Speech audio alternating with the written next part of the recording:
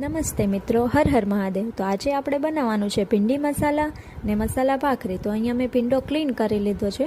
બીજા બાજુ મારા સાસુ બેસી ગયા છે લોટ બાંધવા. તો આપણે લોટ કરકરો લેવાનો છે ઘઉંનો અને એમાં નાખવાનું છે તેલ, મીઠું, થોડી હળદર અને થોડુંક લાલ મરચું નાખવાનું છે અને થોડુંક જીરું વાટીને નાખવાનું છે જેથી મસ્ત સ્વાદ આવે એનો.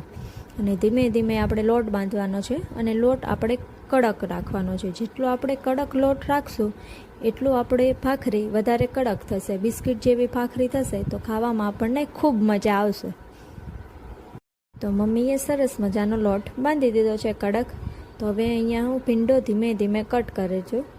હવે ભીંડો આપણે સરખી રીતે જોવો પડશે કેમ કે અત્યારે ચોમાસાની સિઝન છે તો સબ્જી બહુ ખરાબ આવે છે. એટલે હવે ધીમે ધીમે હું બધો ભીંડો જોઈને સરખી રીતે મસ્ત કટ કરી લઉં.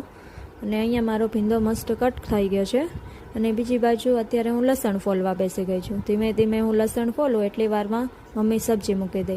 તો આપણે તેલ મૂકી દીધું છે, એમાં આપણે રાઈ કડકડવા મૂકી દીધી છે. રાઈ કડકડે એટલે જો મસ્ત કડકડી થઈ ગઈ છે. એમાં આપ નાખવાનું છે હળદર, હિંગ અને આપણે ભીંડો નાખી દીધો છે. થોડોક ચચડી જાય એટલે આપણે ધીમે ધીમે હલાવવાનું છે. ધીમે ધીમે હલાવીને ઉપરથી થોડુંક આપણે મીઠું નાખવાનું છે. મીઠું નાખી હલાવીને આપણે એમ જ ચડવા મૂકી દેવાનું છે અને એકદમ ધીમે ગેસે એને ચડવા દેવાનું છે.